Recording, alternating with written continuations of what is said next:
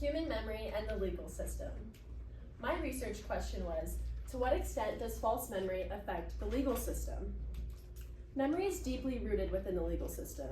Legal systems around the world rely on human memory, whether it's eyewitness testimony, which is a personal recollection of events, or eyewitness knowledge of laws.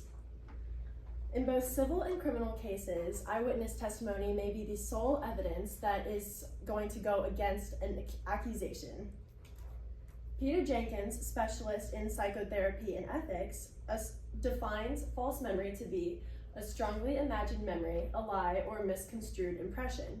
He also quotes the Johns Hopkins Medical Institution by saying that false memory can be a condition in where the memory of a traumatic event is objectively false, but the witness strongly believes it to be true. There are two main realms where false memory can be created within the brain. The first is the semantic memory, which, according to Professor of Human and Social Sciences Simay Eicher, is based on facts and concepts. The other type of memory is episodic memory, which refers to events and experiences. Episodic memory is much more likely to become falsified because it is closely interlinked with the imagination.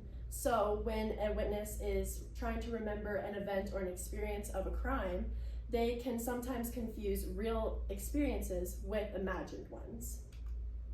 There are two causes of false eyewitness testimony, the first being the emotional state of the witness. Highly traumatic events can lead to emotional disorders like PTSD and memory repression. The other way that false eyewitness testimony can be caused is through the recall processes, whether it be the trial process or the therapeutic process.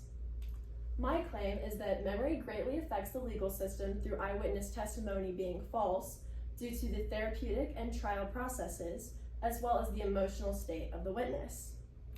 The first cause of false eyewitness testimony is emotional stress.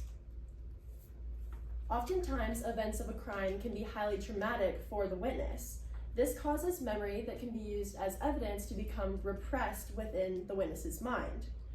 Researcher at Cornell University, S.H. Bookbinder, discovered that if an adolescent suffers from a traumatic event, they're at an increased likelihood to suffer from PTSD and emotional disorders.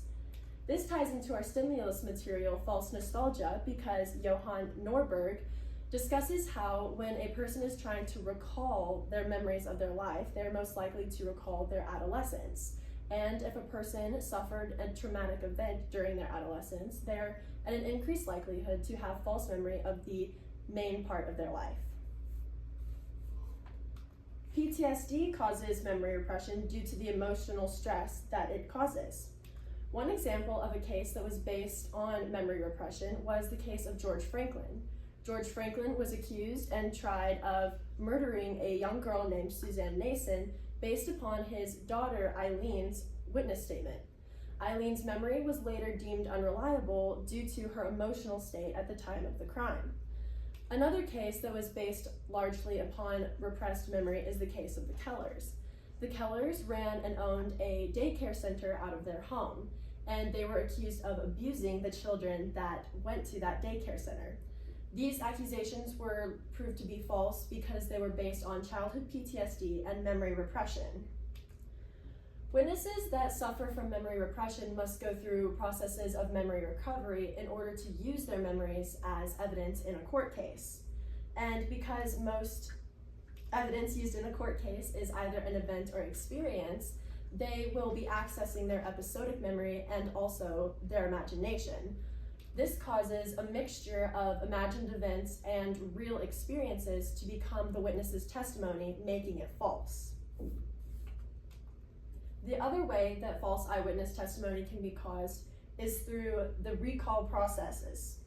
The first being the therapeutic recall process. Therapists are often hired to help witnesses who have suffered from a traumatic event recall those events. And they often use suggestive questioning to provoke their witnesses' memories. Suggestive questioning helps clients recall those events, but it can also cause confusion between the factual experiences and the question itself. When a witness of an emotionally distressing event goes to therapy, they are at an increased likelihood of creating false memories. The other way that false eyewitness testimony can be created is through the trial process. Similar to the practice of therapists and using suggestive questioning, attorneys will use what's called multifaceted questioning.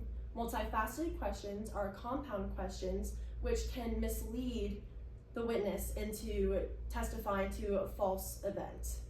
In a study conducted by Quinn Kroback, witnesses were found to testify falsely 59% of the time when they were asked multifaceted questions, whereas when they were asked simple, straightforward, isolated lines of questioning, they only assented to false information 10% of the time.